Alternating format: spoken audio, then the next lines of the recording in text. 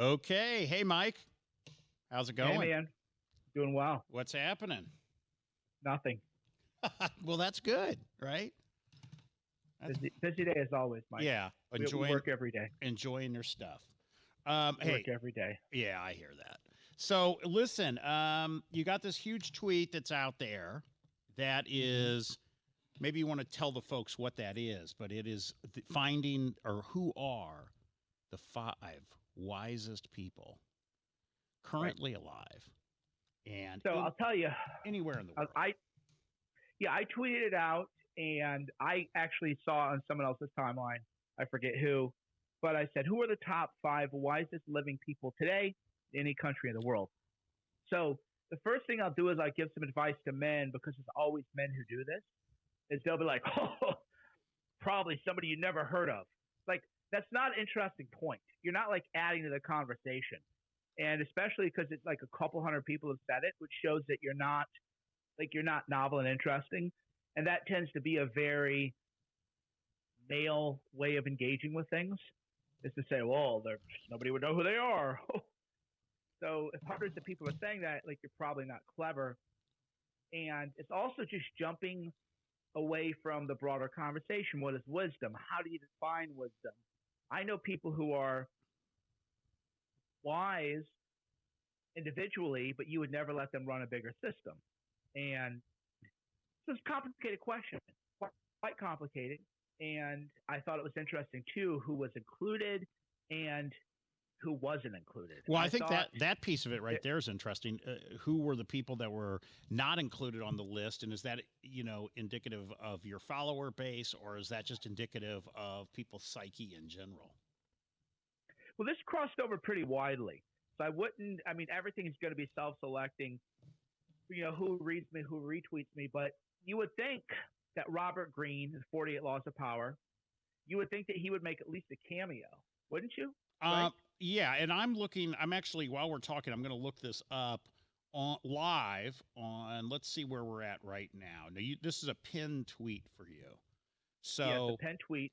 So you've got And substantial, obviously I can't see your engagement, but you got 1,000, roughly 1,300 comments on this. So that's a lot of stuff to go through. I went through quite a few of them, but yeah, it's interesting. Maybe you can delve into that a little bit because I did see that the first guy that said, "Well, you probably don't know who these people are," and blah blah blah, and you said, "Well, that's not interesting. You're blocked." So yeah, exactly. and then, And, but it's funny because I'll later on, an hour later, I'll be on Twitter, somewhere else on Twitter, and I'll see some guy, and it turns out it's that guy complaining that you blocked him. So, yeah, what's your thought process behind that? Why do you block some of these folks? I don't. It's tedious nitpickers. Okay. I don't that who don't add anything to the conversation, and I don't need to pander to people for like following and views. Like I don't know, it's like over 500,000. I don't even know. I have a lot of followers, Yeah. certainly on Twitter and other platforms. And if your sole contribution is to be like a nag or a nitpicker, then I don't want to read because I read the comments. This is what people who comment to me don't get is I read them. And if what you're sending to me is not valuable and not adding to my understanding of the world, then I don't want to read you anymore. I So see. so to me, I think when I follow this guy on Twitter, no, but I'm de facto following because I'm reading my replies.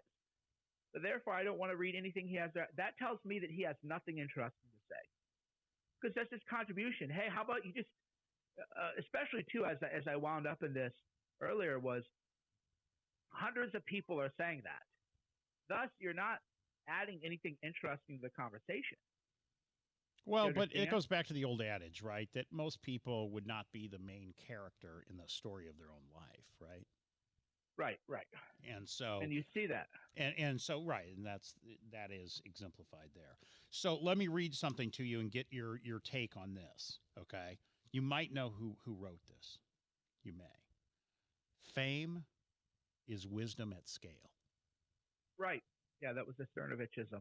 Yes. People, yeah. Right, So because there's multiple ways to look at that, and we'll talk about Lady Gaga too, who said frame is a prison, and maybe that'll just be a separate episode that we do next. But I saw, for example, Lady Gaga tweeted out famous a prison, and people were like, "Oh, you're rich, you're this."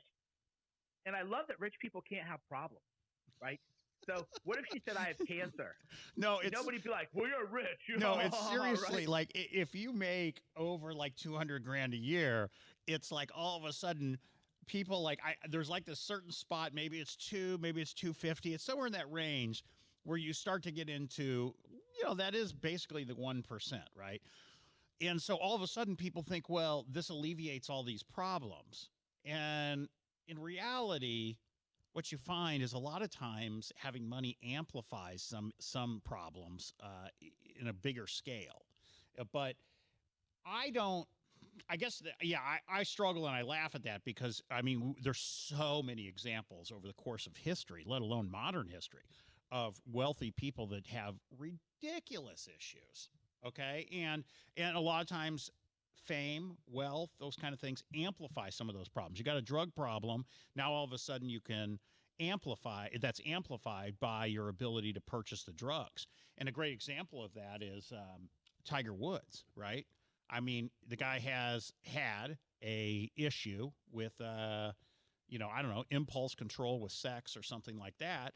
And when you have an unlimited budget and you're worth $500 million, you can indulge that at any time that you want, right? And so that issue's amplified. And that's Or so yeah, those kind of comments don't even make sense when they're just an empirical fact that it's false, right? or or they say like Lady Gaga can't say fame is a prison, even though those people saying that are morons. Because I know at even my level of fame, like I can't have authentic friendships with people because what if I say one bad remark? Oh, that'll be in the media, right? Or that'll be try to be used to attack you. You can't have authentic friendships, at least new friendships. And with Lady Gaga, that's times 100,000 or whatever I am. So Lady Gaga can't have authentic relationships. The people she knows in her life, she don't know if they're trying to set her up. When you're trying to be nice to people, they'll like parasite you. So occasionally, this is why I don't do it.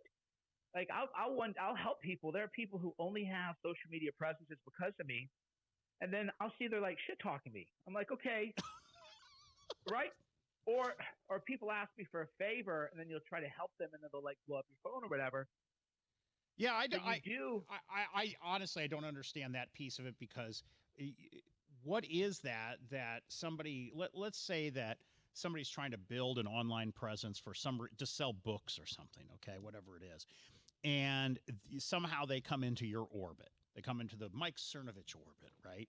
And so we've talked about this before, but you're a network node, right? So if you retweet something, I can tell you by personal experience, when you have an app like say Instagram or Twitter, and you have that installed on your phone, and I might post something on Instagram, and you get some alerts when people interact with it or whatever. Now Twitter, it dings like the way I have my settings or whatever.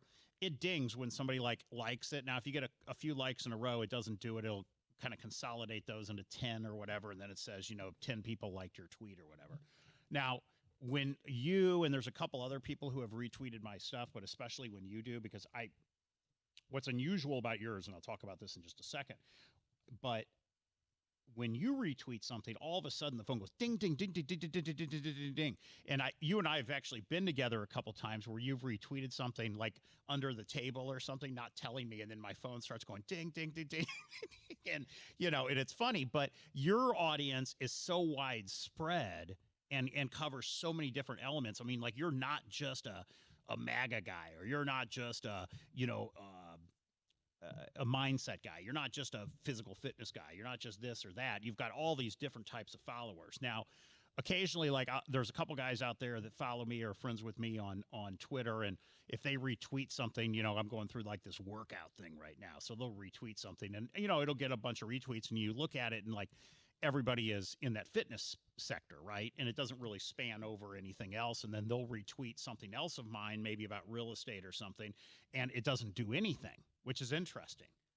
So you got a guy that has like 90 or 100,000 followers, and he'll retweet some real estate thing of mine, and it virtually does nothing. But then you do it, and it just goes bonkers. So that's kind of interesting in that how much that that audience base is so wide with you've got a real depth of audience there. Right. And I'll help people, and then you'll see that they're just like nasty people. So I can't imagine the human problems that Lady Gaga deals with. But people are like, oh, so everybody's dunking on that tweet, and I'm like, yeah, I mean, it's true. Where she's not allowed to have, somehow, if you have fame, you're no longer part of the human condition. You no longer want to have love. You no longer want to have emotional intimacy. Right. You no longer, apparently, because you're famous. And again, that relates to what's in question is we live in this age of, and it's probably always this way, but just glibness. Oh, who's wise? Well, nobody would know who's wise because they would hide. Well, just like my response to that was, you think you're clever, but you're really not because you're making a non-falsifiable assertion. Well, no wise person would ever be known. Well, how would we know that then? Because we never know them. So you can't prove or disprove that. And then secondly, you're saying Minamoto Musashi, Socrates, the Buddha, these are not wise people because they were known. So you realize that you're trying to be smart, but you're actually not. You're just showing a glibness and a superficiality of thinking.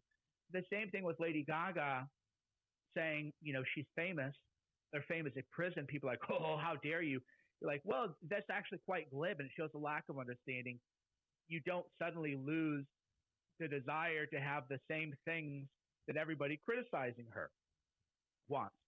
She just has one component of it, fame or notoriety. And that's the shallowness that arises usually by men, but by everybody. With Gaga, get the women out there yelling at her too. But I think about her, and I'm like, yeah, that must be terrible. So is she? You can help people that betray people, rip you off. I mean, you have money. You've had people try to rip you off.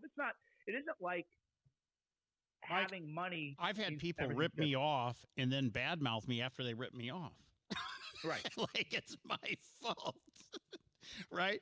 Hey, yeah, right. I'm going to invest a bunch of money in your business, help you out, and then go and badmouth me after you take shit from me.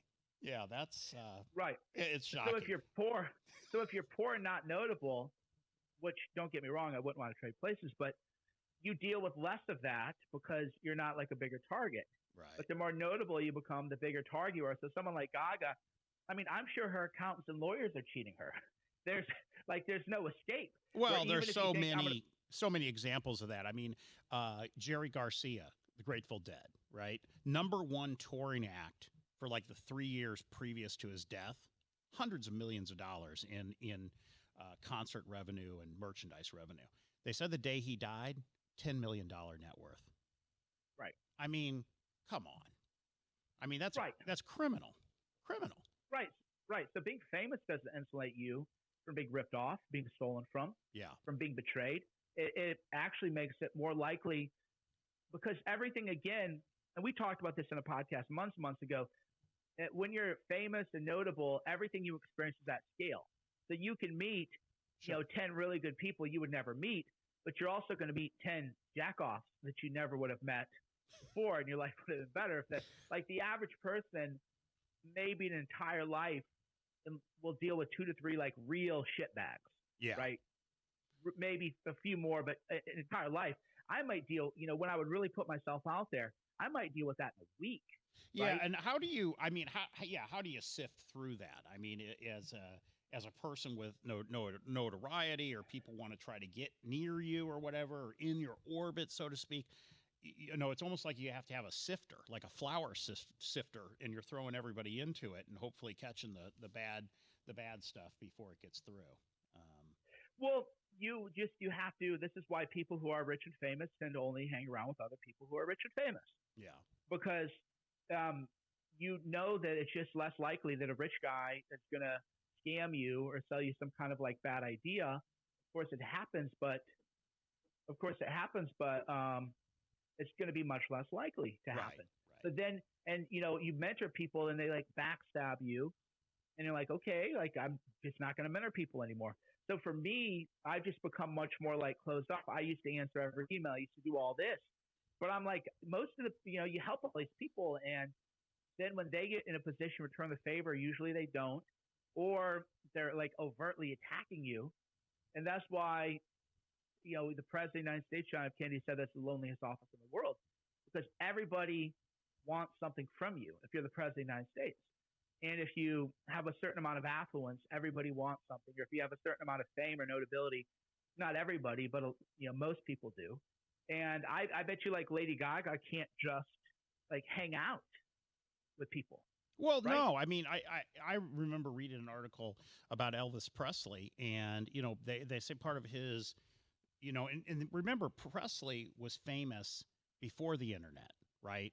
You only had 3 or 4 TV channels. If you wanted to go see him, you'd have to you'd have to see it on the news or something. Where's he going to be? Or you'd have to call places. I mean, you'd have to go and seek these people out a little bit, right? To go see him in concert and stuff. And so this guy was wickedly, wickedly famous before you could, almost anybody can become famous now in a niche, right? But back then, so Presley had a level of fame that probably maybe Michael Jackson after him had it. And Michael Jackson was probably the last worldwide superstar we'll ever see, because now the fame is diluted, right?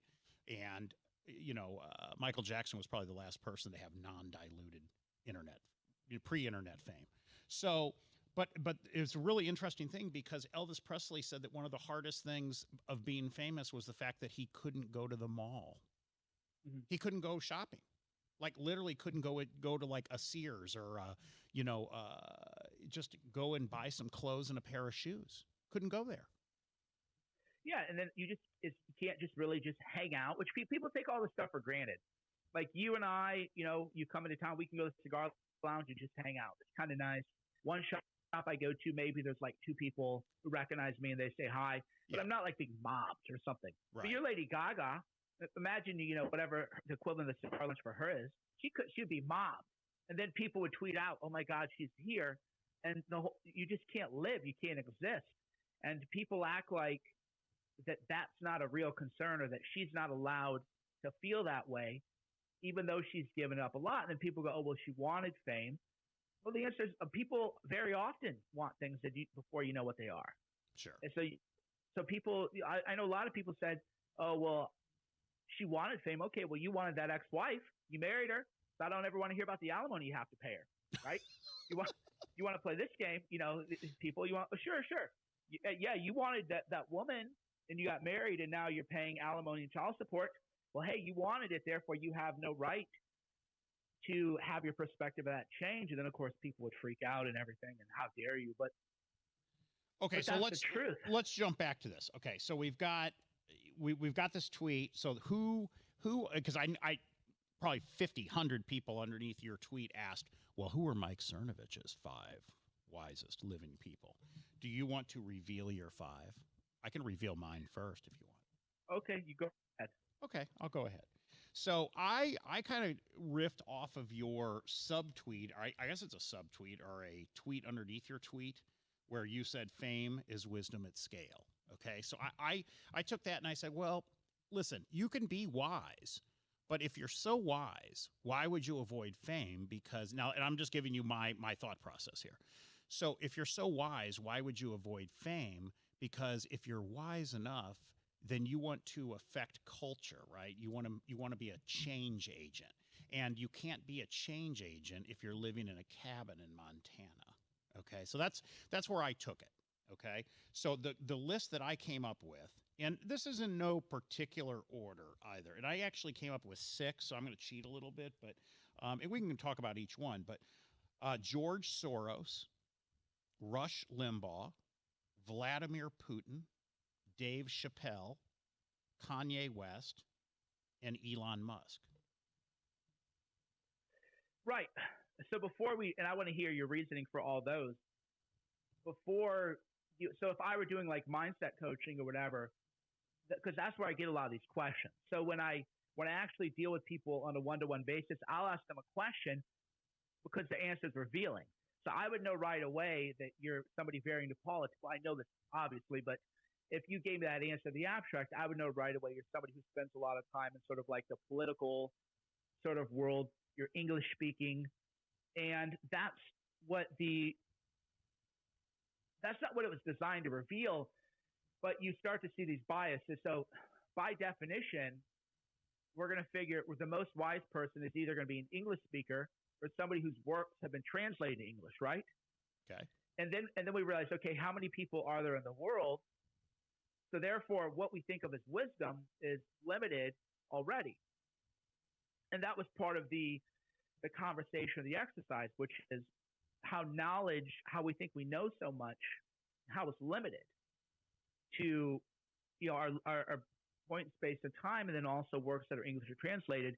And then the second one is, how do you define wisdom, or how would you determine whether or not someone was wise? Well, So and I'll ask I you just that. gave you mine, so give me yours. So mine, again, I riffed off of your secondary tweet there of taking wisdom at scale. But what would be your definition of wisdom?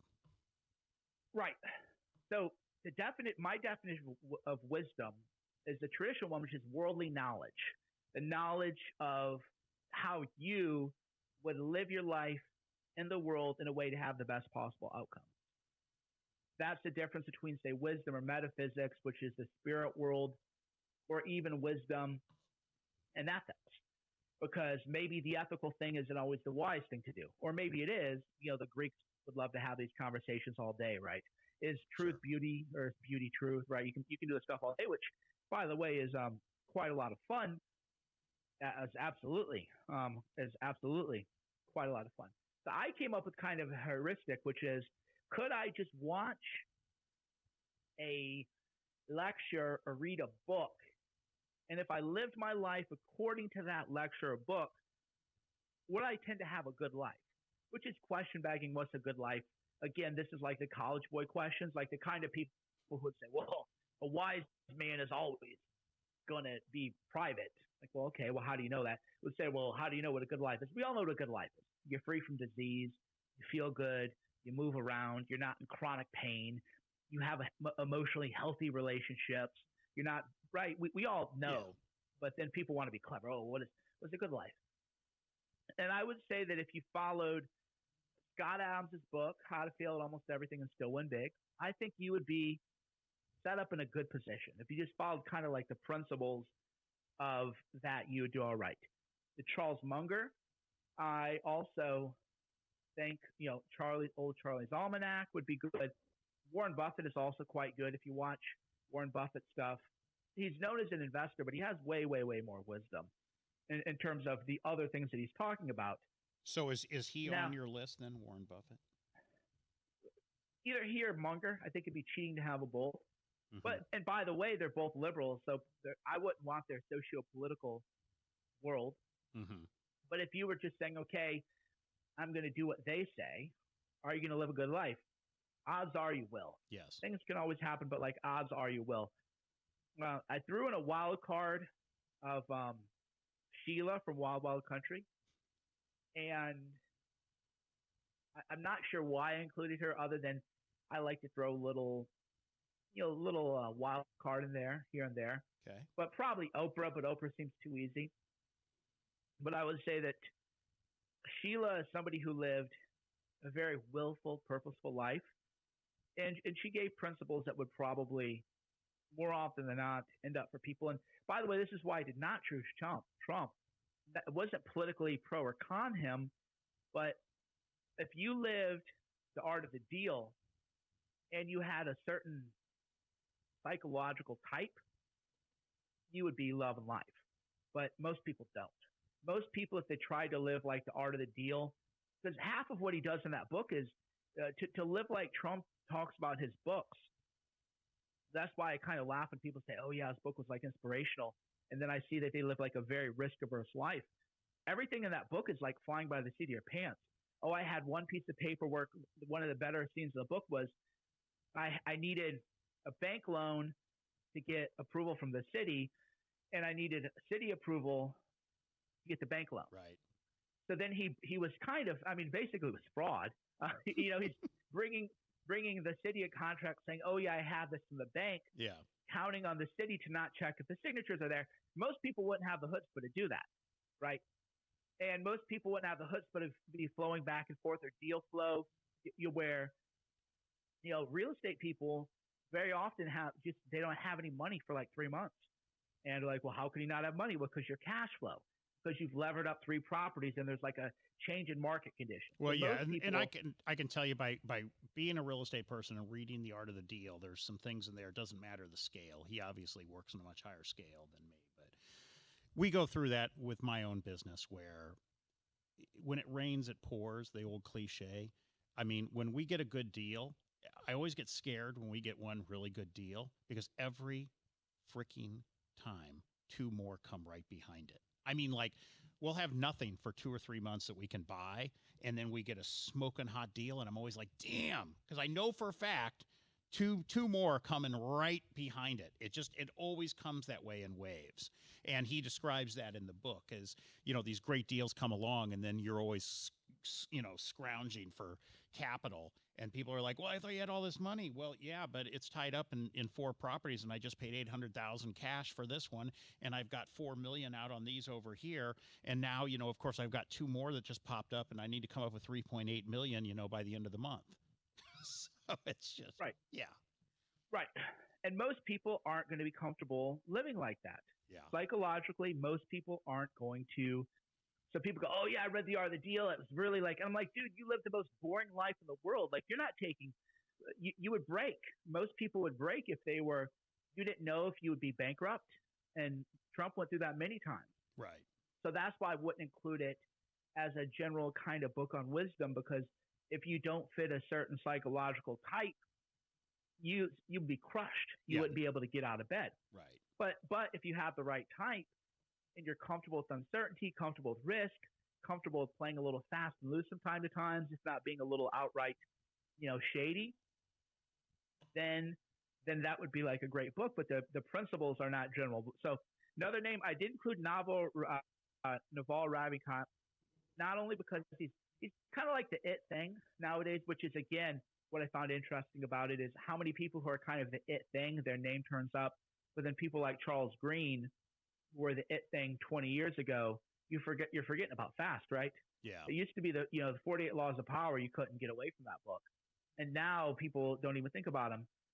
And Naval, a lot of the stuff he teaches, like the number one thing is that he talks about, which I wish I'd have learned at a younger age, and I think a lot of people would, is just leverage. Like, everything is really leverage. Sure. The sales example is it's just as hard for me to sell you a $10 book as for me to sell you a condo. So why the hell would I sell $10 books? Exactly. Right. Yeah. But that applies to like all areas of life where the way, like, if you're going to start a business with the highest margin. Start a business that can scale to be the biggest and baddest, because you think, oh, I'm just going to run a small business. It'll be easier, but it's not. The effort is all the same. Everything, though, is really about you're pulling on the crank. The longer you lever, the bigger the outcome you're going to have. I think it was Archimedes who said, give me a lever long enough and I can move the world. Right. I wish I'd have realized that, much, much younger, because I certainly would have chosen to spend my time a lot better. The same thing, too, is with like personal relationships. I've always, it bothers Shauna, actually. I don't want to say we argue over it, but she shares her opinion, and I say, thank you for sharing your opinion, and I'm going to do what I do anyway. And I just, like, if I see a personal relationship doesn't have really any leverage, like, I just don't need to waste my time, right? Because emotionally, a deadbeat or a loser or a time suck costs you as much as an inspirational person does. Sure. So most of the way we're grown up is under slave morality and guilt and shame. Give all my emotional energy to people who are just time sucks fundamentally, but you can't call them that. Oh, you're so mean. They need your help. Blah blah blah. Like, no. I only have a certain, like, a unit of energy. I can use that unit of energy to do something great, or to deal with the emotional labor. That's a great term, actually, from the feminists and the left, and I really like it. It's appropriated. Some men and women, too, are just, it's like emotional labor. You're like, oh, God, what now? Oh, man, we were really going to do this shit again. Are you kidding me? So we've got We've got Sheila from Wild Wild Country. We've got Warren Uh-huh. Buffett / Munger. We've got a no on. Is that the? So we've got those two. So we've got three more, Mike. Well, we have Scott Adams. So I mentioned Adams. So I already mentioned Adams, Munger / Buffett, Naval, Sheila, and Robert Sapolsky, who he teaches about stress in the human body. Okay. And his famous book was Why Zebras Don't Get Ulcers. His great courses with the teaching company are amazing too. And it is like the lesson on stress and the way humans respond to stress and chronic stress and how it affects people. Sure. Now that said, his name kind of came to mind. I don't know that I would follow his take on how to, because when I gave that answer, I hadn't fully thought through the issues of, well, what is wisdom? How would you define it? And how would you know it if you saw it? Right? These are the fundamental problems of knowledge is, how do you know something? Well, you have to look at definitions. And how would you know it if you saw it? And for most forms of knowledge, we don't know what we see. So, for example, like I have a phone and I press on it. I don't know how it works. People could go like, well, there's transistors. And like, yeah, I know. I've watched the videos. Like I could talk about stuff, but I really don't know how. And there aren't that many people who know how this works. So most knowledge is like that. Well, the climate's changing. Well, how do you know? Well, people who are knowledgeable say it. Well, how would I know if they're knowledgeable or not knowledgeable? They're right. So most knowledge, you're not in a position to evaluate as to whether it's true or false. But with wisdom, you would say, okay, do you got a book? Have you given a lecture? Can I watch your lecture? There was a beautiful lecture called The Last Lecture. He was big like 10, 15 years ago. He was dying of pancreatic cancer. He went on this big speaking tour called The Last Lecture, and he wrote a book. The book was great. People should definitely watch it and read that book. And if all you did was watch that, you would be like, this is a wise dude, man. This is like real shit. And if you live like that, you would live a better life. So because we live in this world with emotions and feelings and thoughts, we are in a position that we can evaluate wisdom. We can say, okay, if I lived according to that. So take, for example, one of the lessons in the Lost Lecture, which seems obvious, but it isn't, or people would do it, is he said he had a student come in. She was all stressed out about like $1,000. And he was like, well, how often do you think about it? She goes, about 3 hours a night. And he goes, are you able to sleep? And she goes, no. He says, okay, so by the time you leave class to the time you come in, you can't sleep, and you're spending 3 to 4 hours a night. And she goes, yeah. He goes, okay, well, if you got another second job at $15 an hour, you could pay this off in 75 hours. And she was like, why didn't I think about that, right? and we can laugh about that, but we know people like that all the time. Where sadly, that is true. Okay, so we've got that's 4. Who's your 5th? Hold on a sec. We got a commercial break right now. We have an interloper on the podcast set. What are we going to do? She's refusing to leave. Uh-oh. And I'm, okay, Syra. Okay, you can stay out here. Okay, but you can't throw a tantrum. All right, so there's our commercial break, everybody. Yes, that's what I was just saying. We've got a little commercial break, a little interloper on the set. All right, I was supposed to lock it. Yeah, so I think that's 5 or 5 to 8. No, that was really 4. You've got a 5th. You've got a 5th. No, I gave you Sapolsky, Naval, Sheila, Adams, and either Buffett or Charles Munger. Okay. All right. Yeah. So, and then a lot of people, Nassim Taleb came up a lot. It and did? Which, I think he's a wise guy, wise dude for sure. And maybe he is. Yes. That's the thing. Top 5 is inherently limiting. If I had to just pick one, though, it'd probably be, Scott Adams is like low key, doesn't get the credit he deserves. I would agree with that. People just don't. Yeah. He like low key doesn't get that. Yeah.